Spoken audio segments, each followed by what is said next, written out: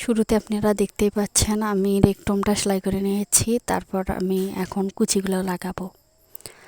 তো কুচিগুলো আমি ডাবল পাটে লাগাবো, সেজন্য আমি কুচিগুলোকে ভাঁজ করে নিয়ে প্রথমে জয়েন দিলাম, তারপরে ভাঁজ করে নিয়ে কুচিগুলো আমি লাগিয়ে নিচ্ছি। আপনারা মনোযোগ সহকারে দেখুন, আর কোথাও যদি বুঝতে অসুবিধা হয় অবশ্যই আমাকে কমেন্টে জানাবেন। আর আমার ভিডিও আপনাদের কেমন লাগে অবশ্যই জানাবেন। আমার ভিডিও দেখে যদি কেউ এসব বানাতে পারেন অবশ্যই কমেন্টে ছবি দিবেন, আমি দেখব আসলে আপনারা কতটুকু শিখতে পারলেন কিনা। যদি এতে দেখি যে আমার শেখানোর কোনো খামতি থাকে তাহলে অবশ্যই আমি আপনাদের আবার বুঝিয়ে দেবো বিষয়গুলো। এখানে মনোযোগ সহকারে দেখুন। আমি ভিডিওতে আসলে আমি সেলাই সবসময় গান দিয়ে থাকি। এক আপু আমাকে বলছে যে গান দেওয়া যাবে না আপু, সমস্যা হতে পারে, তাই আমি ভয়েস দিচ্ছি। আসলে সেলাইটা লং ভিডিও তো কি বলি, সেজন্য আমি গান দিয়ে রাখি আর কি। কুচিগুলো দিয়ে দিচ্ছি। কুচিগুলো এখানে দেয়া শেষ হলে তারপর আমি জয়েন দেবো। যে কুচি এক সাইডের কুচি লাগিয়ে নিলাম এবং আর এক সাইডে কুচি লাগিয়ে নেব।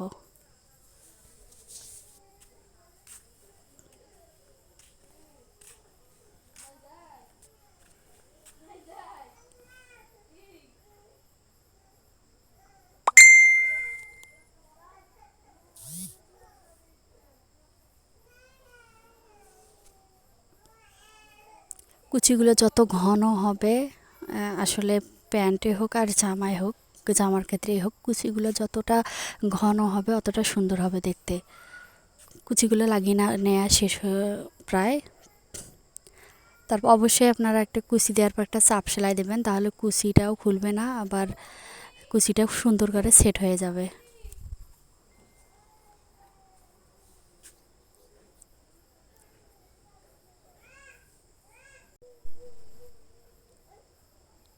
তারপর আমি এখন সাইড সেলাই করে নিচ্ছি।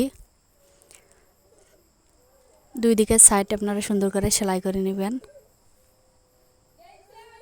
এখন আমি রাবার লাগিয়ে নিব, আপনারা মনোযোগ সহকারে দেখুন।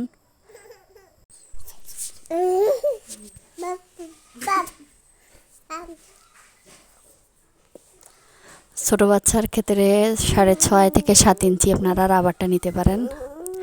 7 হলে ওটা 14 হবে, 6.5 নিলে 13 হবে। তারপর আমি রাবারটা লাগিয়ে দেখাচ্ছি আপনাদের, মনোযোগ সহকারে দেখবেন। অনেকের চ্যাপ্টা রাবার লাগাতে সমস্যা হয়, আপনারা ভালো করে মনোযোগ সহকারে আমার ভিডিও দেখলে অবশ্যই বুঝতে পারবেন রাবার কিভাবে লাগানো যায় বা লাগানো হয়।